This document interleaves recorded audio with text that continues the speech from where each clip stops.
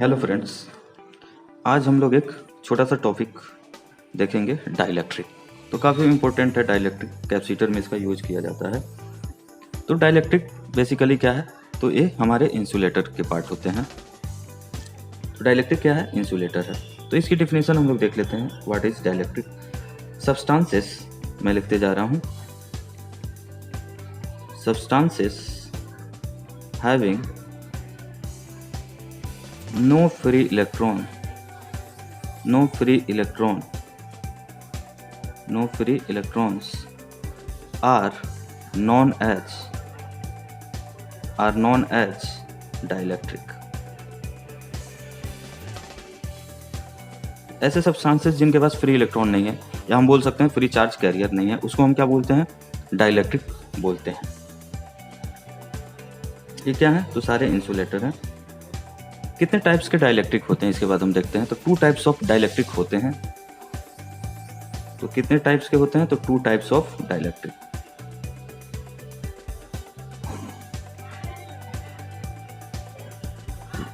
दो तरह के हमारे डाइलेक्ट्रिक होते हैं। पहला जो डाइलेक्ट्रिक होता है उसको हम लोग बोलते हैं पोलर डाइलेक्ट्रिक। नाम है पोलर डाइलेक्ट्रिक।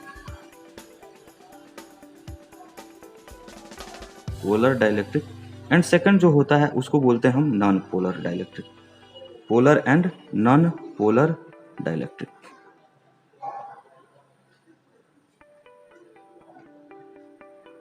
तो डिफरेंस देखेंगे दोनों में।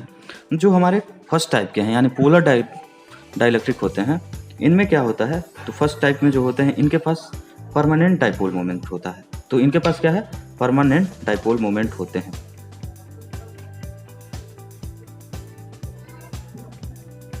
परमानेंट डाइपोल मोमेंट, इनके पास क्या होता है? परमानेंट डाइपोल मोमेंट होते हैं। लेकिन सेकंड टाइप हमारा जो नॉन पोलर है उसमें क्या होता है? तो उसमें परमानेंट डाइपोल मोमेंट नहीं होते हैं। तो जो हमारा पोलर डाइलेक्ट्रिक है, इसके एग्जांपल आप देख सकते हो। तो हमारा वाटर जो है वो भी किस में आता है? वो हमारा परमानेंट डाइपोल मोमेंट में आता है। सॉल्ट की बात करें, NaCl, सोडियम क्लोराइड की अगर हम बात करें, तो वो भी हमारा किस में आता है? तो वो भी हमारा पोलर डाइलेक्ट्रिक के अंदर आता है। तो इसके एग्जाम्पल अगर आप लिखना चाहो तो लिख सकते हो H2O, NaCl। तो बहुत सारे हैं इसके एग्जाम्पल। सिमिलरली अगर हम बात करें किसके?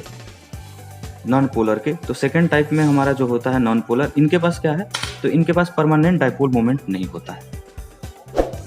तो आप लिख सकते हो नो परमानेंट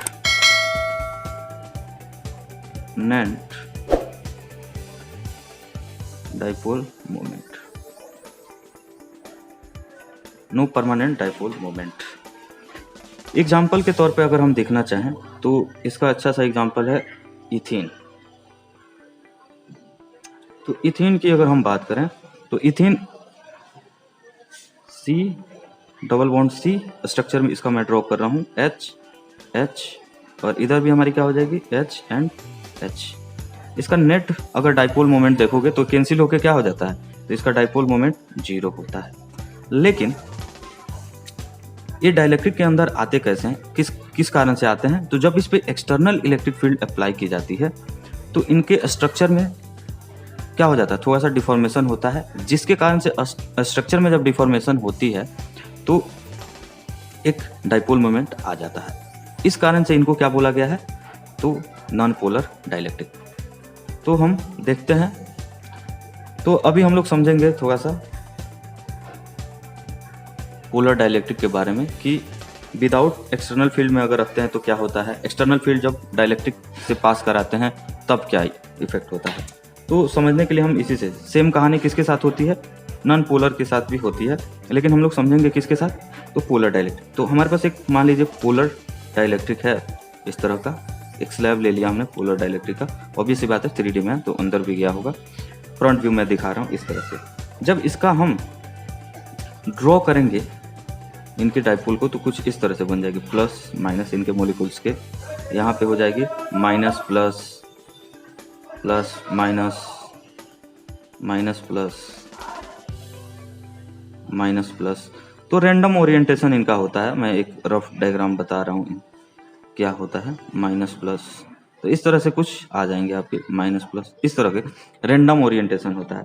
और रैंडम ओरिएंटेशन के कारण आप देख सकते हो इंडिविजुअल जो मॉलिक्यूल्स है उनके डाइपोल मोमेंट तो आ रहे हैं, लेकिन रैंडम ओरिएंटेशन होने के कारण एक इधर आया तो एक दूसरे की डायरेक्शन इधर, और क्या हो जाता है तो एक दूसरे का नेट कैंसिल होते होते रैंडम ओरिएंटेशन के कारण नेट डाइपोल मोमेंट पूरे अगर हम इस डाइलेक्ट्रिक स्लैब का देखें तो वो क्या हो जाता है, 0 हो जाता है। तो जब इस पे कोई भी एक्सटर्नल फील्ड नहीं है, यानी नो एक्सटर्नल फील्ड में जब हमने इसको ड्रॉ किया है,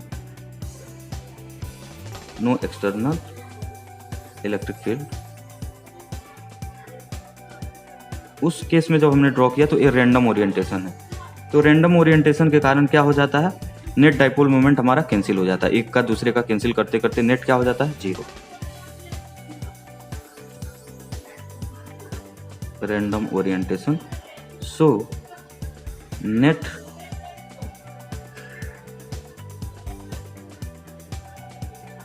डाइपोल मोमेंट इज 0। तो नेट डाइपोल मोमेंट जो हो जाता है 0 हो जाता है। अब इसी डाइलेक्ट्रिक को जब हम किस में रखेंगे, जब हम किसी एक्सटर्नल फील्ड में रखेंगे तो क्या इफेक्ट होगा, तो उसको भी हम लोग देख लेते हैं। तो यहाँ से ध्यान दीजिए आप लोग, इसी को हमने क्या किया, एक एक्सटर्नल इलेक्ट्रिक फील्ड अप्लाई किया। जब एक्सटर्नल इलेक्ट्रिक फील्ड अप्लाई करेंगे तो ऑब्वियस सी बात है क्या हो जाएगा, तो ऑब्वियस सी बात है इलेक्ट्रिक फील्ड है तो जो हमारा पॉजिटिव पार्ट होगा डाइपोल का वो क्या हो जाएगा, ऑब्वियस सी बात है इलेक्ट्रिक फील्ड के डायरेक्शन में जाएगा, और हमारे जो नेगेटिव पार्ट होंगे वो क्या आएंगे, उसके अपोजिट डायरेक्शन में आ जाएंगे। और इस तरह से क्या होता है, मॉलिक्यूल्स अपने पोजीशन से मूव तो नहीं कर सकते हैं लेकिन अपना ओरिएंटेशन चेंज कर लेते हैं, और चेंज करने के बाद जो उनका रैंडम ओरिएंटेशन मैं बना रहा हूँ, जो पहले क्या था रैंडम था, वो एक अरेंज वे में हो जाता है। और कैसे दिखता है, तो मैं यहाँ पे एक रफ डायग्राम दिखाने की कोशिश करता हूँ। यहाँ पे आ जाता है प्लस माइनस प्लस, ऑब्वियस ही बात है इलेक्ट्रिक फील्ड के डायरेक्शन में कौन जाएगी, तो पॉजिटिव चार्ज वाली, और उसके अपोजिट में तो इस तरह से अरेंजमेंट हो जाता है, minus plus minus plus minus plus minus plus minus plus minus plus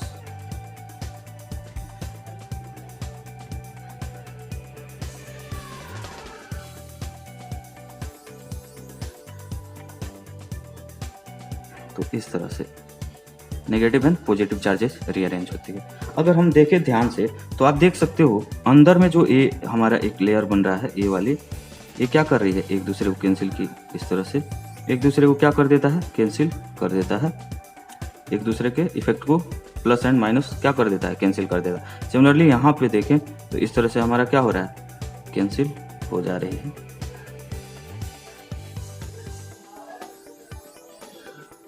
cancel हो गए। लेकिन आप देख सकते हो आउटर लेयर, यानी इलेक्ट्रिक फील्ड के डायरेक्शन वाली जो लेयर है आउटर लेयर, वहां देखोगे तो एक पॉजिटिव लेयर आ जा रही है, और इधर क्या आ जा रही है, नेगेटिव लेयर आ जा रही है। लेकिन इतना ज़्यादा नहीं होते हैं पॉजिटिव एंड नेगेटिव की, ऑब्वियस बात है पॉजिटिव इधर आया और यहाँ पे अगर नेगेटिव लेयर आ रही है तो एक इंटरनल इलेक्ट्रिक फील्ड आ जाएगी, या हम बोल सकते हैं ई इंड्यूस एक हमारी आ जाएगी अपोजिट डायरेक्शन में,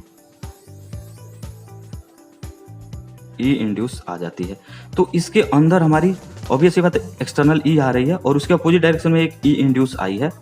अब एक कंडक्टर तो नहीं है कि इसके पास बहुत सारे फ्री चार्ज कैरियर हैं और निगेटिव पॉजिटिव का लेयर बहुत जितनी रिक्वायरमेंट है उतनी बन जाती है, लेकिन यहाँ पे थोड़े कम है चार्जेस, लेकिन फिर भी एक ई इंड्यूस आती है जिसके कारण नेट इलेक्ट्रिक फील्ड हमारी जो होगी इनसाइड वो क्या हो जाएगी, वो कम हो जाएगी। तो ई नेट हमारा कम हो जाता है, ई एक्सटर्नल माइनस हम क्या कर सकते हैं, ई इंड्यूस, मैग्नीट्यूड को ही माइनस करके मैं दिखा रहा हूँ, डायरेक्शन को मैंने एज इट इज दिखाया है। तो इस तरह से हमारा क्या हो जाता है, कम हो जाता है। तो जब हम इस डाइलेक्ट्रिक को